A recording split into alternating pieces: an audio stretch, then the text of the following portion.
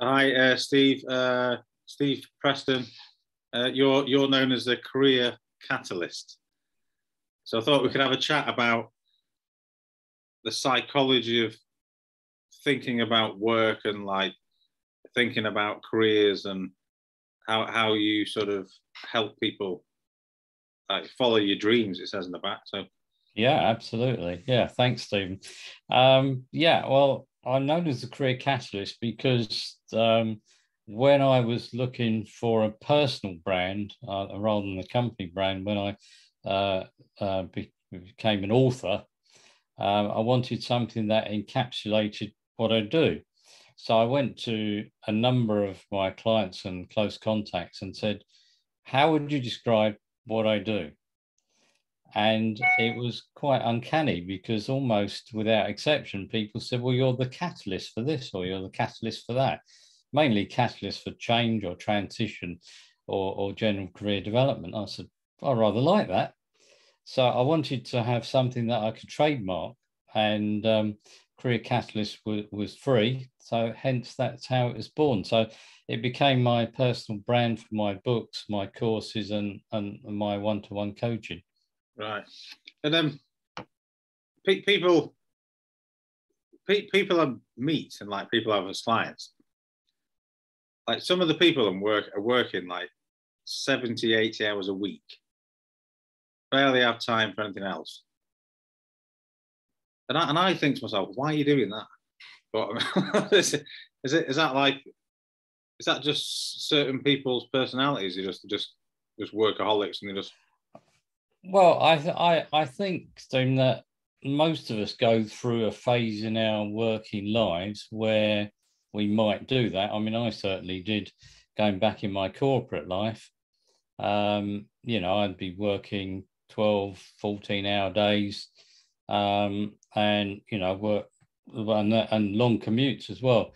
So I think most people go through that at some stage. However, I think there is a big, almost a revolution, shall we say, where there are a new breed of people who are challenging that sort of convention to say, well, why should you, live to work? You should work to live, the other way around. So I think there's a big change in that. It's, from young people upwards. And I think there's different phases now. And the pandemic certainly gave people lots of thinking time to actually challenge what the work they do, why they do it, and if they have been working crazy hours like that, to actually, really think, well, do I need to be doing this, or why am I doing it? And it's like everything, and the why is the driver, the call to action. Yeah, I was on Dragon's Den years ago, but Steve Bartlett, the new guy, he speaks a lot of sense. I think he's on about like if you're like at work and you're doing a job that's stressing you out and you're not happy in it and blah blah blah, and it's costing you like mental health. There's no point doing it. Exactly, and I say, but during the pandemic, I think during the lockdowns, people had time to think about this, and there's so many people clearly have been burnt out, stressed out, and their work has been affecting their mental health. And of course, we've gone through this phase of people being totally in offices almost exclusively to then totally home-based, and now some sort of hybrid in between. And I think that also has affected a lot of people's thinking about how they want to work, not just what work they do, but how they want to work. I think there's going to, people are now much more definite about whether they want to be office-based, home-based, or a hybrid of the two. I like what Oscar Wilde said. He said something about it's better to be a verb than a noun. So it's better to like be doing things rather than be stuck as a noun, just one thing sort of thing. Well, I suppose that that's interesting, Steve, because that relates back to, my one of my real passions, as you know, is around portfolio careers, and what I call the 3 Ps working for passion, pleasure, and profit. And that's where people create or earn a living from multiple income streams. And it's back to what Charles Handy said over 30 years ago now in his book, which name escapes me now. It come back to me.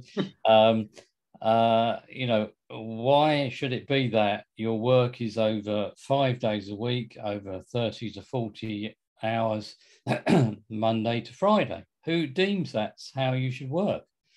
And who deems that you should be in an office? So it was interesting. He said that The Age of Unreason, that was the book. You know, all those years ago, he was challenging conventions to say, you know, there will be a different way of working. Of course, it's gradually happened as a result of different events over the years.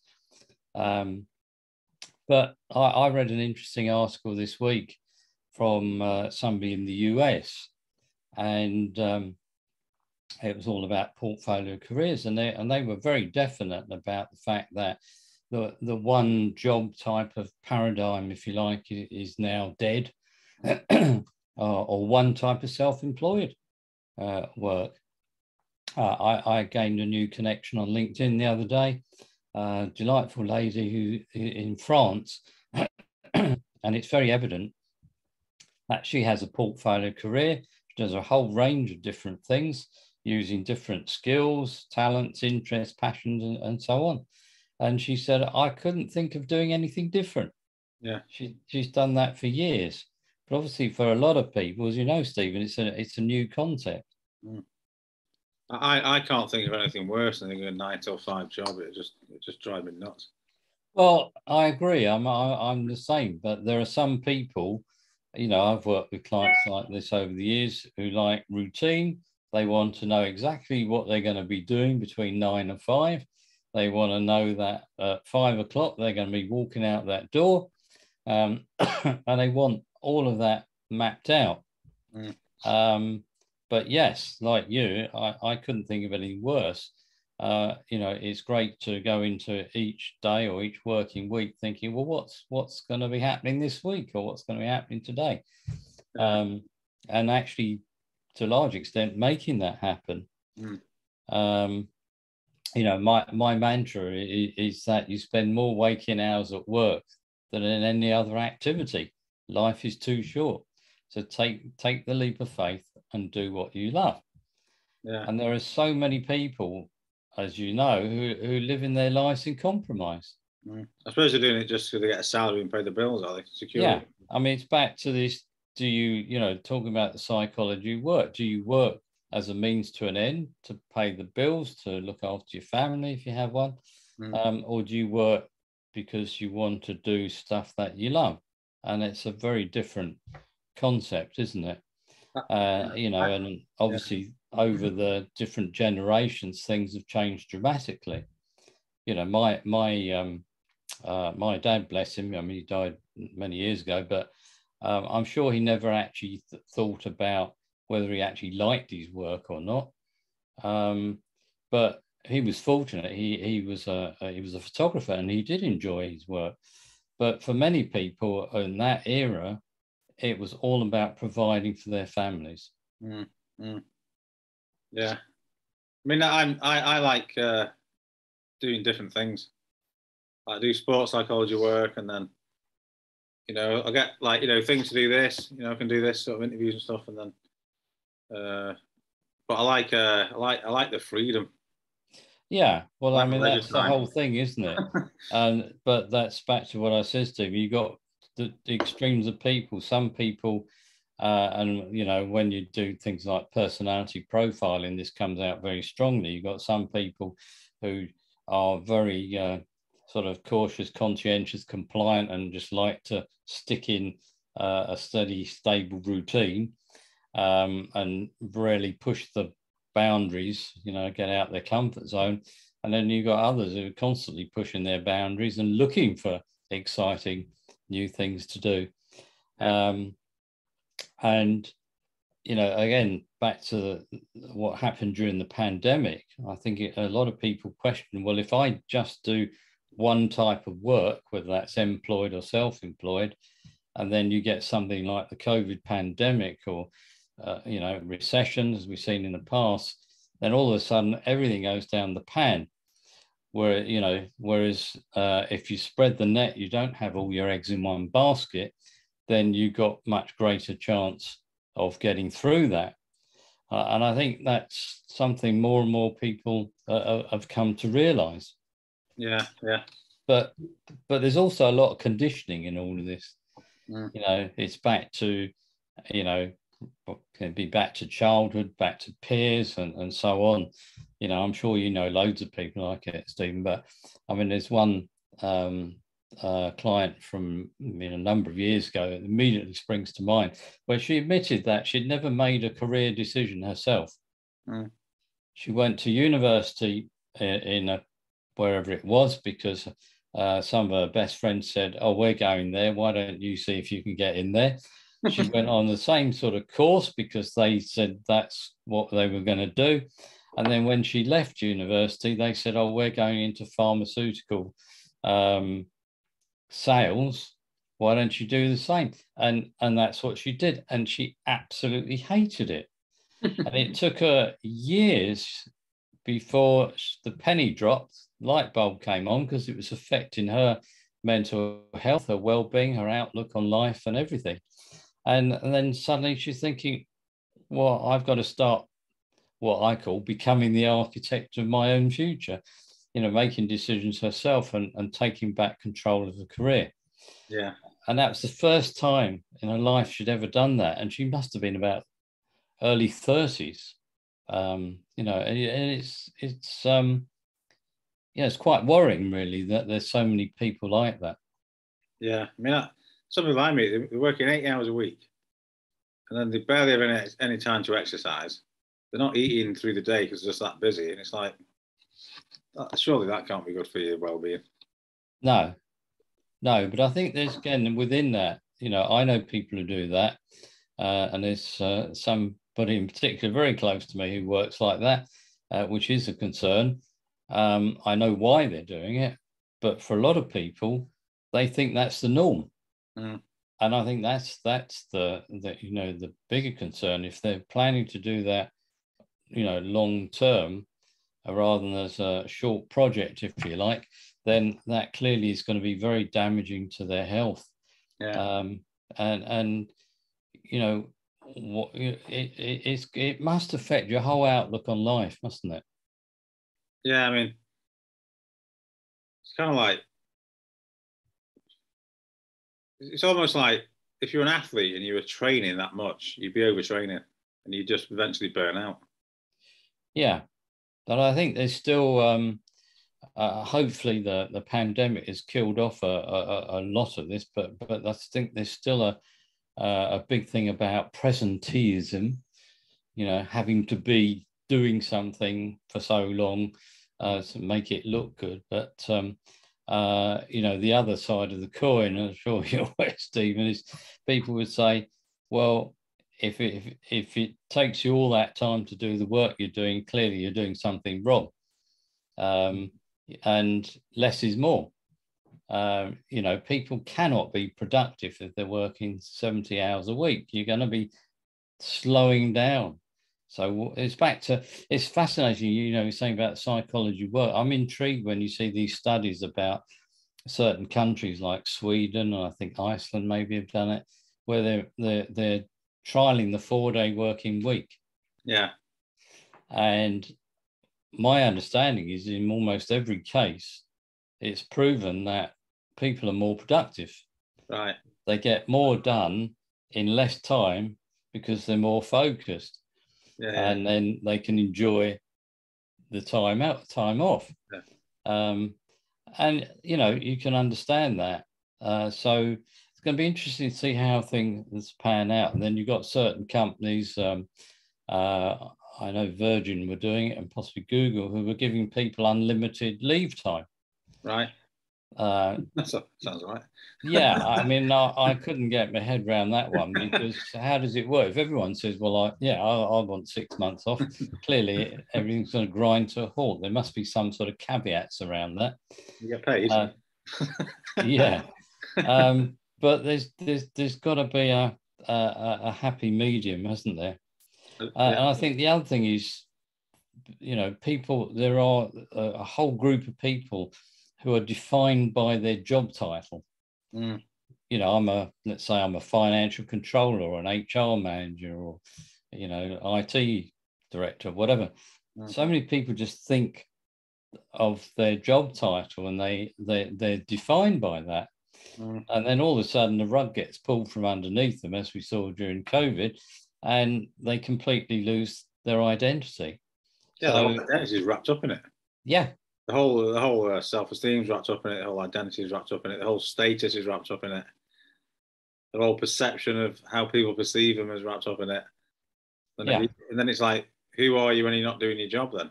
Exactly. And then that's back to, becoming the architect of your own future. So you take back control, regardless of whether it's employed or self-employed, whatever you're doing, but you're actually in control of that, rather than, just focusing on a job title, which, to a large degree is totally nebulous anyway. I mean, so many job titles nowadays, they really don't portray exactly the work that's being done anyway. Yeah. A lot of it's about status, isn't it, and ego. People's egos, yeah. I do like the number 4, because I try and work 4 hours a day. That's it, really. I like my free time. I don't want to be working 8 hours. Good for you. My financial advisor, and he's my tennis partner. He's now moving to he's working in 4s. He does a 4-day week, and then he works 4 weeks at a time. No, 4 weeks at a time. Then he has a week off. Right, that's a new one. Yeah. Yeah. But he's developed his practice to the point where he's got enough clients, and he's getting passive income from all those clients, because there's reoccurring commissions and so on. Right. He doesn't have to go out, 24/7 looking for new clients. Yeah. So good luck to him, I say. But I think what emotions are you experiencing every day? Like, you work 70 hours a week, you earn a shed load of money, and half the time you're angry, frustrated, and like really short tempered. So it's kind of like, what emotional day like? Absolutely, and that is a perfect example of this wonderful term which one of my clients coined, the velvet rut. Yeah. And this lady was a city trader in London. She was earning shed loads of money, big salary, big bonuses, big reward package, and a fancy lifestyle and everything. But she absolutely hated it. Mm-hmm. And, this was a number of years ago. She came to a career exhibition, an exhibition we had a stand at in London, and she was sharing about all of this. And it was so evident that she needed to do something about it. But it was back to how do I tell my friends, my peers? It's like keeping up with the Joneses. Because she felt she had to continue to have a lifestyle similar to them. But in the end, it got so bad one day that she walked out one lunchtime, never came back. Right. It's completely just left her job without telling them, and just walked away from it completely. And she retrained as a paramedic. Right. And absolutely loved it. But it got to that point. It was like a pressure cooker. It was just getting to a really serious point where she just couldn't take any more. That's the thing that Oscar Wilde, isn't it? If you're a verb, you can do anything you want. Whereas if you're just a noun, you're just stuck in a title. You're a thing. But unfortunately, whether we like it or not, Steve, most people are frightened to do something different to challenge the norm. They just go with the flow. It's back to what I said earlier about conditioning. And well, it'd be interesting to see what happens over the next few years as things sort of shake down from COVID. I mean, I was up in London last week for the first time in quite some time, and I was amazed at the amount of people around and people clearly back in offices. You know, I didn't expect to see that amount of people and so many people out having business lunches and so on. I thought a lot of that would disappear. But again, that's either down to employers insisting that their employees come into an office, so they have a more togetherness, if you like, or people wanting to. And of course, you get into a heat wave as where we are now, and you can't think of anything worse than commuting into London on the tube. I mean, my goodness me. I mean, I always think you should be following your passions, and whatever you're passionate about, you know, you're going to enjoy spending your time doing it. I'd rather be doing that than just taking a job for X amount of money and not even wanting to go there in the first place. It just, to me, doesn't make any sense. That. Yeah, well, I agree, and I know we're on the same page with this, Stephen. But to say a lot of people are frightened to come out of that box, if you like, and you know, my third book, Portfolio Careers: How to Work for Passion, Pleasure, and Profit, which you can probably just see behind me, the red one on my bookshelf there.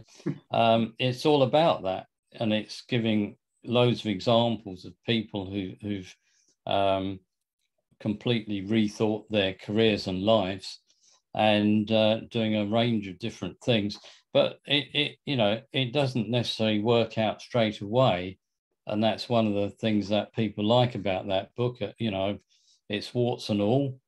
You know, people have to go through a journey, a voyage of self-discovery to work it through and find out exactly the sort of things they want to do and to make it happen, make it work. For some people, their passions and interests aren't going to pay them enough to earn a living, in which case they need to find something else to top that up. In fact, I was just having this conversation yesterday with our yoga teacher, who's, she's left a management job, and she had a good job, but really passionate about yoga. She's a wonderful teacher, a wonderful person, but she can't make a living out of it at the moment. It's so difficult. And she also does art as well, and she's a very talented artist. So, I said to her a while ago, I said, look, if you can't make it work at the moment, maybe then you look at getting a part-time job to subsidize your passions so that you can work at those. And, the economy is bound to change at some point in time, and people will be more prepared to pay for some of these things. Obviously, at the moment, with the cost of living as the way it is, a lot of people are letting go of certain stuff. Yeah. But if they let go of their well-being stuff, then, that's clearly not going to be a good idea. Yeah, you need to feel fulfilled, don't you? Like you're growing. Yes. You do Maslow's hierarchy. You want to be trying to self-actualize if you can. Yeah, but again, I totally agree, Stephen, but a lot of people don't necessarily understand that. They don't get that. And all they focus on is, right, we're a family, we've got 2 kids, we've got a mortgage, we've got this and that. How can I make ends meet? And I do get that. I think it's sad, but I do get that. I was in the corporate world for 30 years. And I worked at executive level and senior management level and so on, and I was earning very well, but I think at the back of my mind, because I was originally planning to retire at 55. Right. When I was in the corporate world, that was my plan. I'd set everything financially to retire at 55. I thought by 55 I'm going to be burnt out. Yeah. I mean, it's an awful way to think, isn't it? Yeah. Rather than thinking, maybe I need to do something about it now so I'm not burnt out. Well, the weird thing is, my dad was going to retire, and he died 2 years before he was going to retire. So you know, Yeah. I Well, can't even make it. I'm way past 55 now, and I'm still going. I've slowed down, but I'm still following my passions. I'm still doing what I love.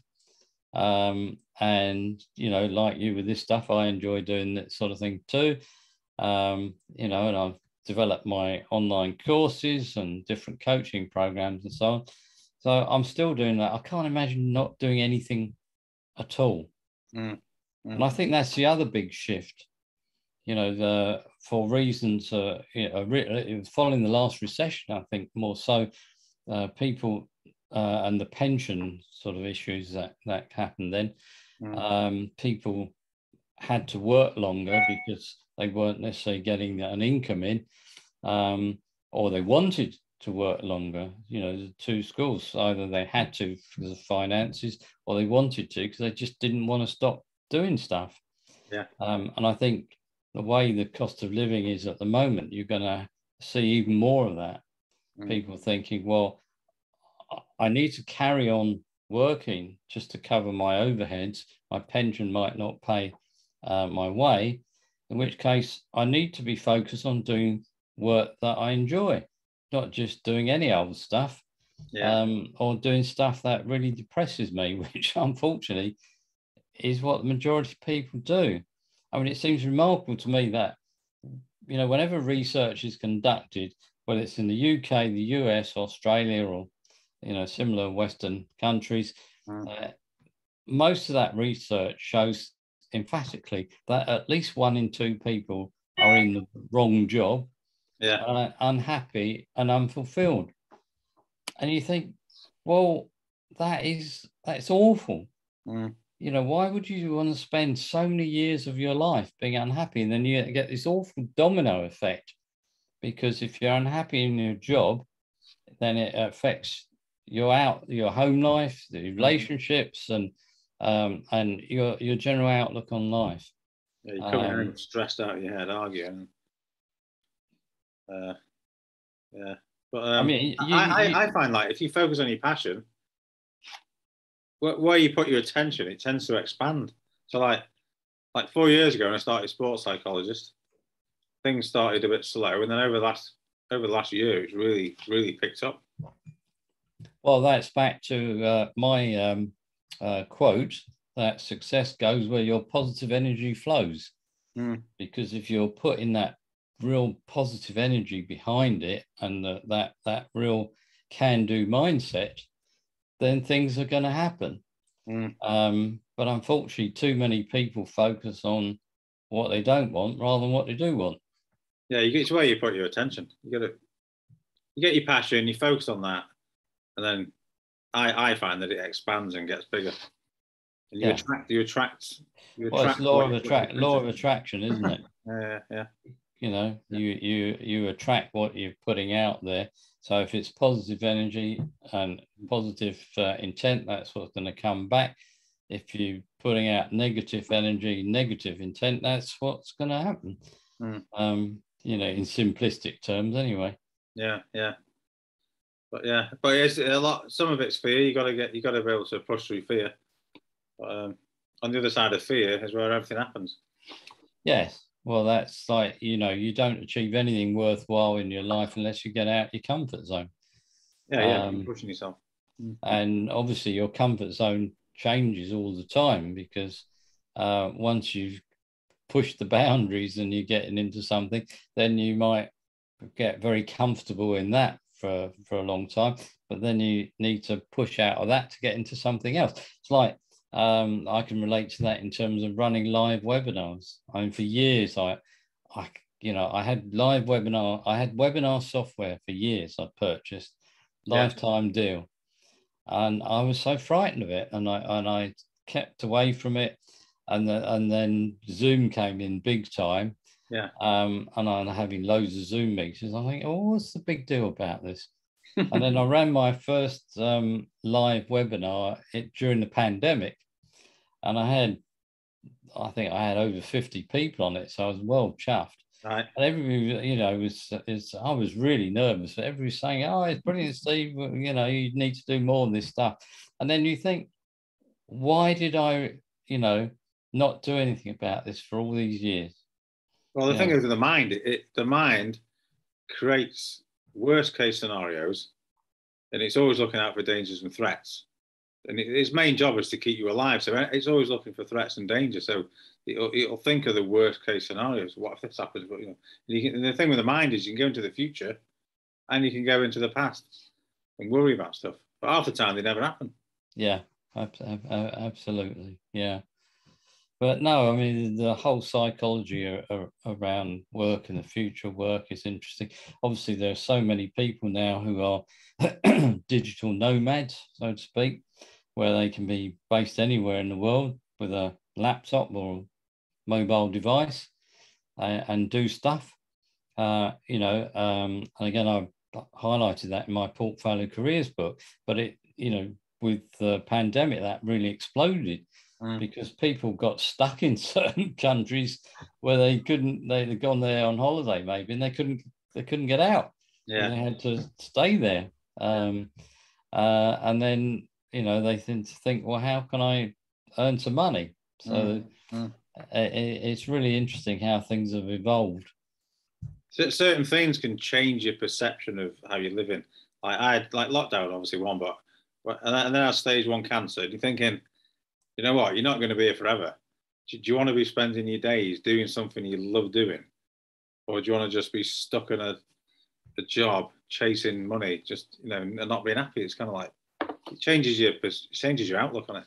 Absolutely, and you're obviously very positive around that in order to overcome it, I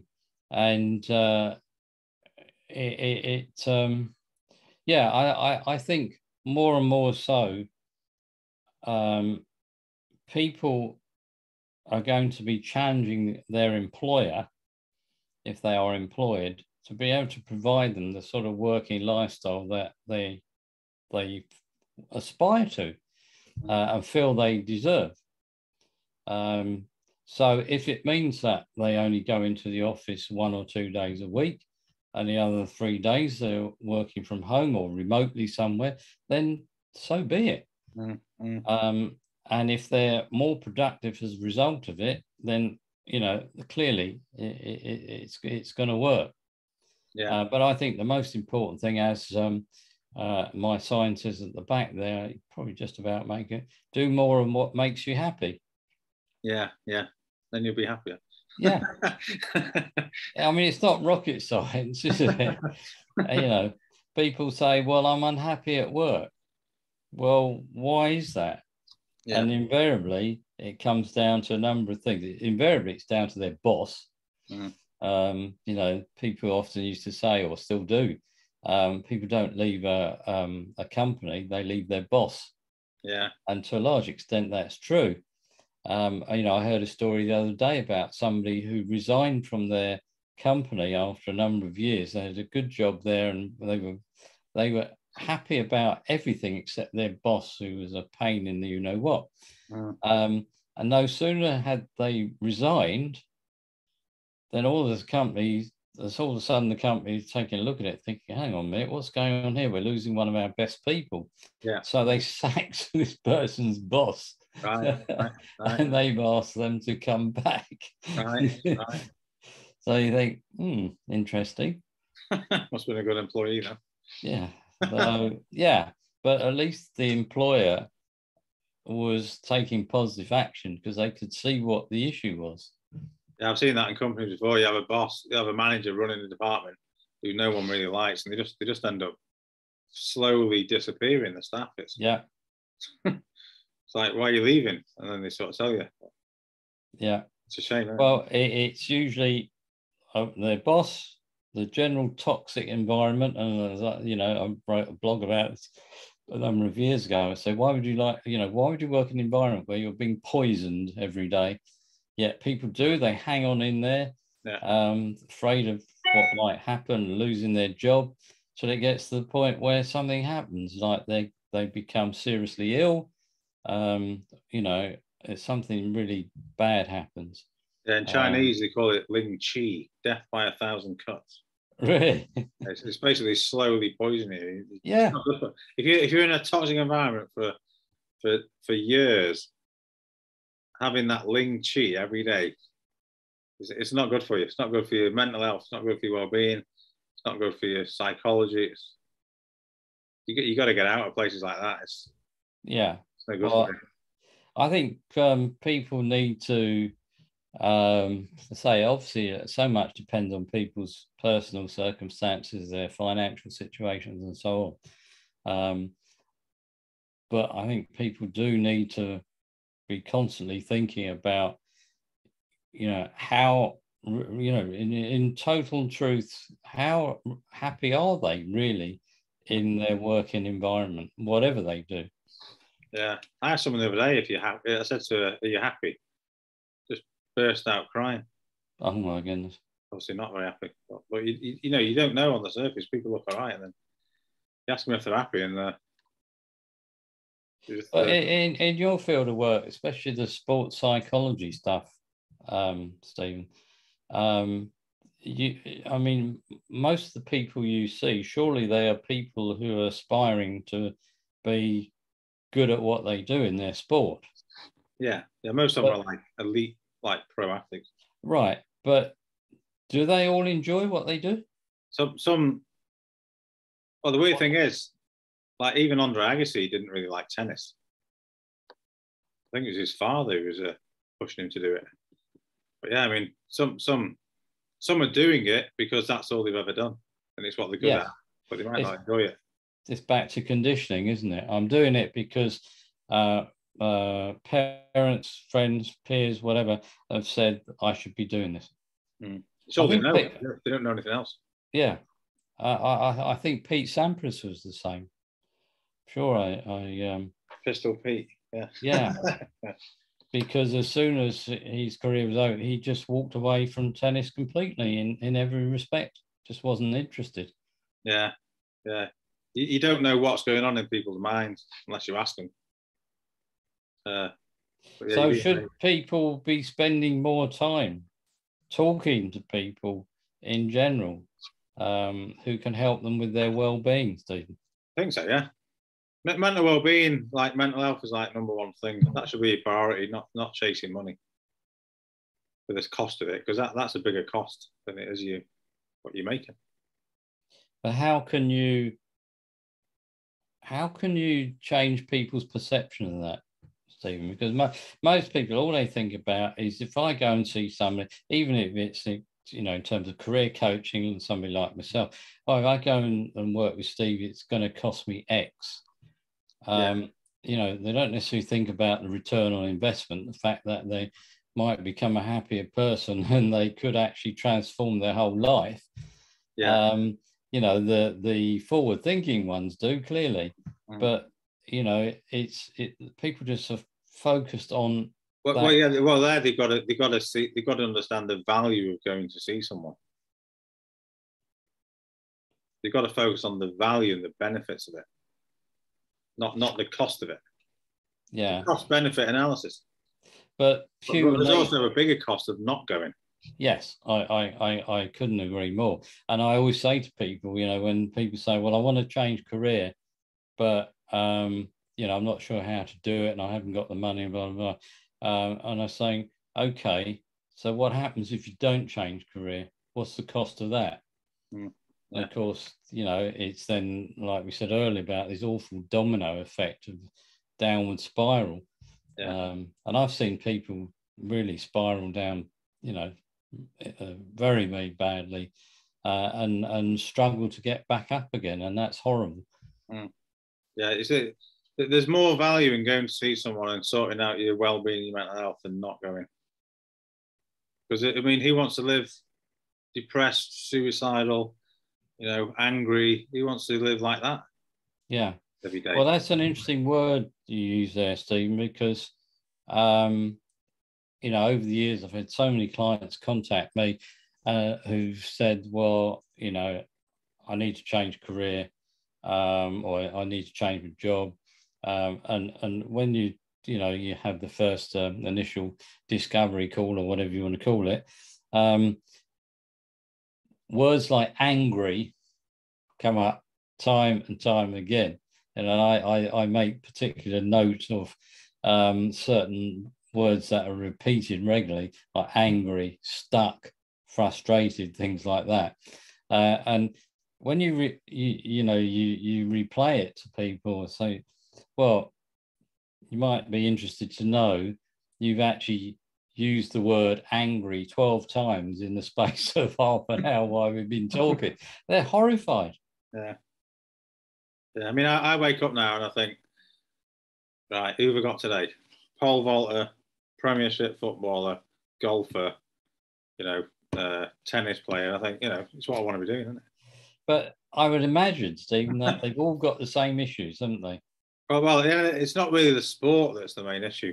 You're dealing with the person. It's what's going on up here, isn't it? Yeah. I mean, you're dealing with the person and trying to get them to perform. But because we're all human, we all have similar issues.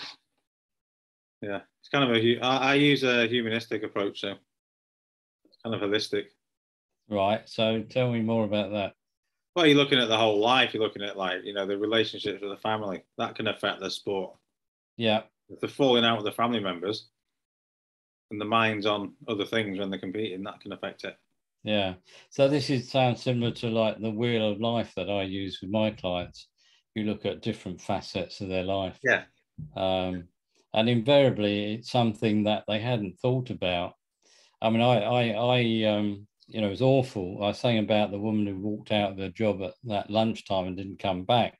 But I worked with somebody a number of years ago who was very high up in the Department of Health. And I was asked to coach her to improve her performance in her job, and maybe to look at moving into a different job, because although they valued her, they were concerned about her well-being and her interaction with other people. And it was fascinating. And when we did the Wheel of Life, and one aspect is fun. And she's the only person who's ever said to me in 20 years of doing that, you score from 1 to 10, 1 being low, 10 being high. She said, can I score 0? And I said, what do you mean? She said, well, I've got no fun in my life at all. And I said, well, that's awful. She said, no, because my life is my work. Right. I've only got work. I spend all my waking time working.